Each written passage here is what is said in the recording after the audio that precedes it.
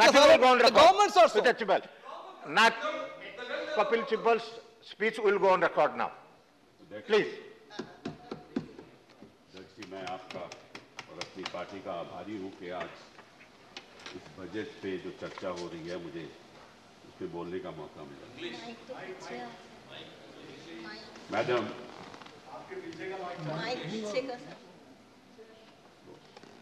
Madam,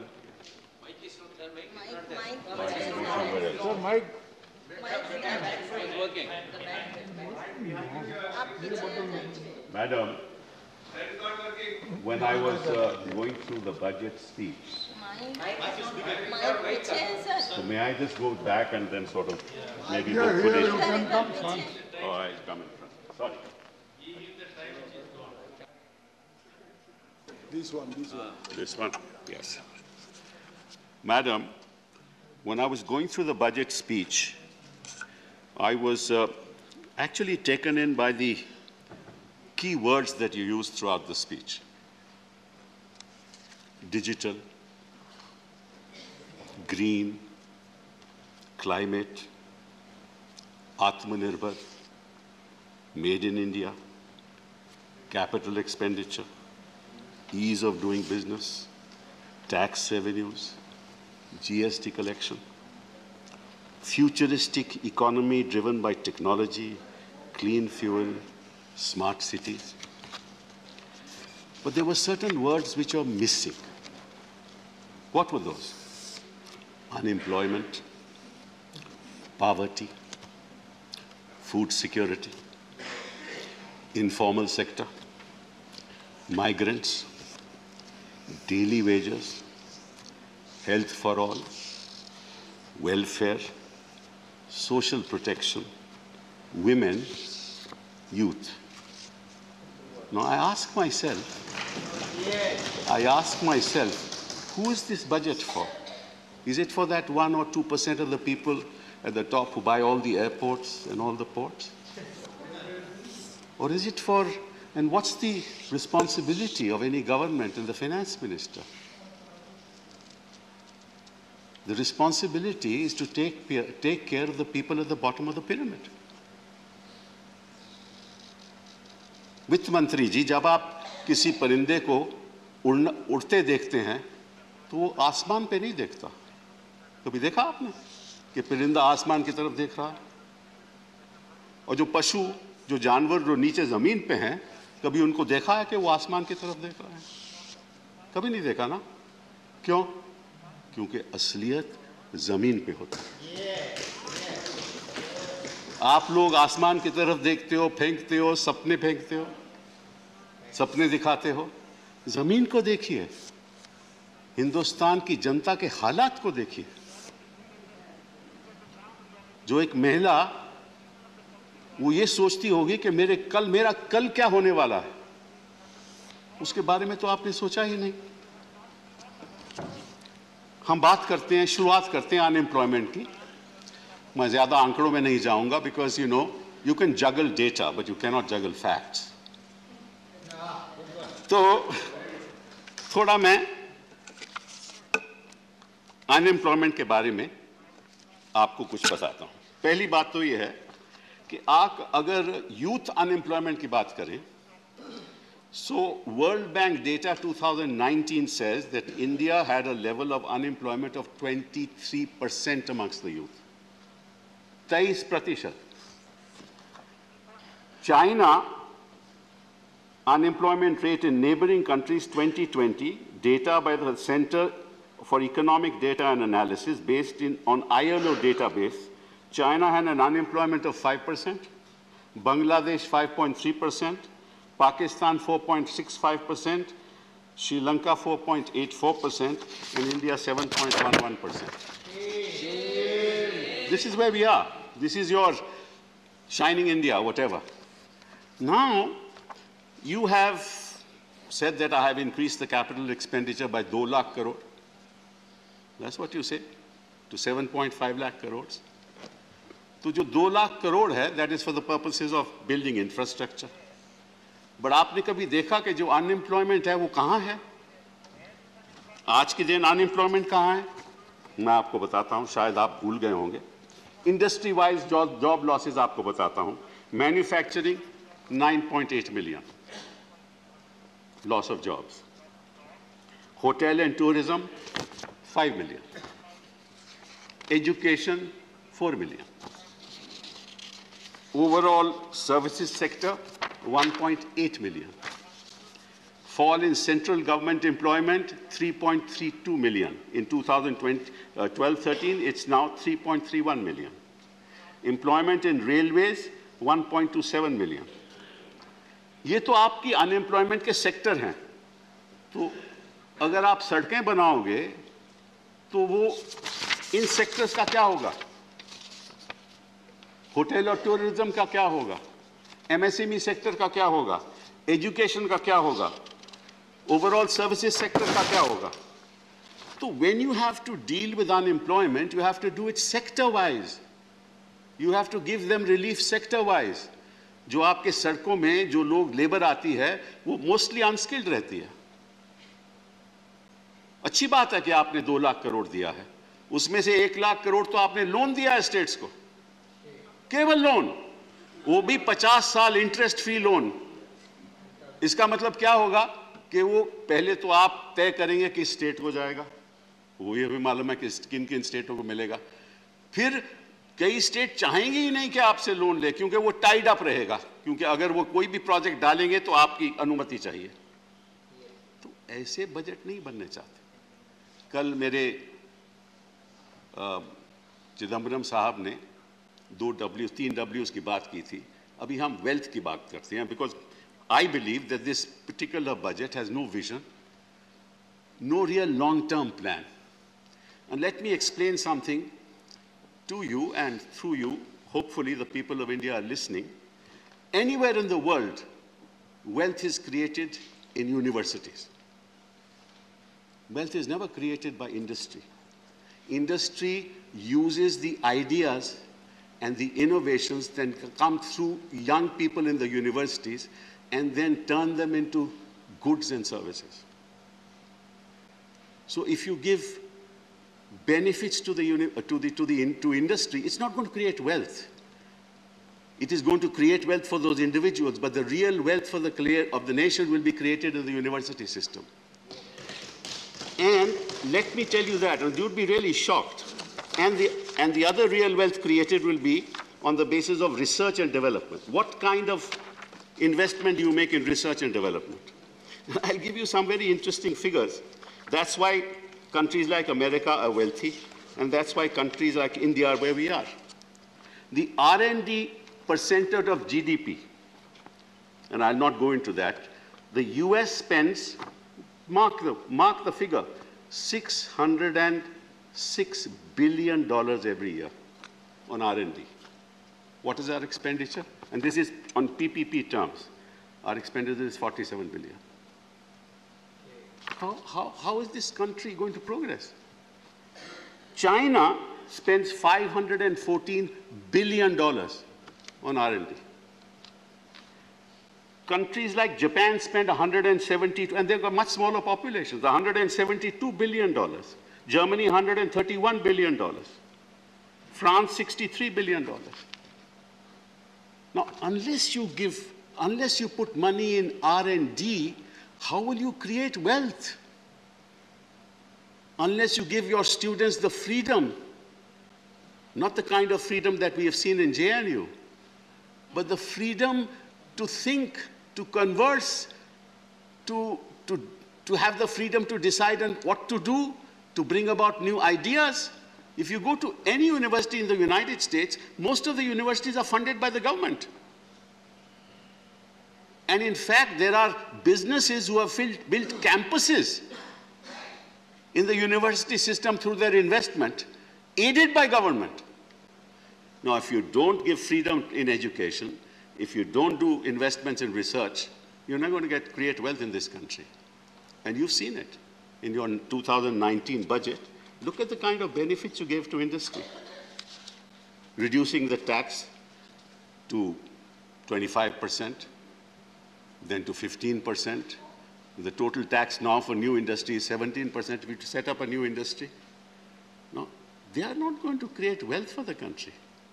They may create some jobs. So I think that this nation should realize that unless we invest in the university system for the ideas, for the IP to be created, what happens in the university system? The IP is created, and then business comes and does prototypes, and after prototypes, they actually see whether it's a viable commercial proposition. उसके बाद फिर वो बनती हैं, industry में जाता है और वस्तुएं बनती हैं और सर्विसेज होती हैं। अगर उसमें आप ध्यान ही नहीं दोगे तो आप कौन से वेल्थ की बात कर रहे हो? तो ये एक बहुत बड़ी भारी समस्या है। और फिर दूसरी बात कि हिंदुस्तान को मैं समझता हूँ जैसे हमारे घरों में परिवार है, हिंदुस्तान भी एक परिवार है। और जो माँ होती है वो क्या सोचती है? हमेशा सबसे जो कमज़ोर बच्चा होता है ना, हमेशा उसके बारे में सोचती है। और अगर कोई कमी रह गई हो, क्योंकि जो अपने आप में ठीक ठाक है, आत्मनिर्भर है बच्चा, उसको तो आप छोड़ देते हैं कि आप आत्मनिर्भर रहो। हम उन लोगों की मदद करेंगे जो आत्मनिर्भर नहीं हैं। इस बजट में आपने देखा कोई मदद दी उनको आपने? ये बड़े दुख की बात है। और आप बात कर रहे हो अमृतकाल। अमृतकाल, मैं तो 2014 से अब तक राहु काल देख रहा हूं। कौन से अमृतपाल की बात कर रहे हो आप? बस अब देखिए ना, ये कौन सा आप अमृतकाल की बात कर रहे हो? ये तो राहु, देखिए ना। और फिर असलियत क्या है? आप फिर यहां पे मैंने कल प्रधानमंत्री को मैं बड़ा अचंभा रहा कि उन्होंने टुकड़े टुकड़े लोगों की बात की। टुकड़े टुकड़े गैंग। अरे भैया मुझे ये बताओ, जो सभ्यता के टुकड़े टुकड़े करता है, जो इतिहास के टुकड़े टुकड़े करता है, जो संविधान के टुकड़े टुकड़े करता है, जो भाईचारा के टुकड़े टुकड़े करता है, वो टुकड़े टुकड़े गैंग का लीडर है।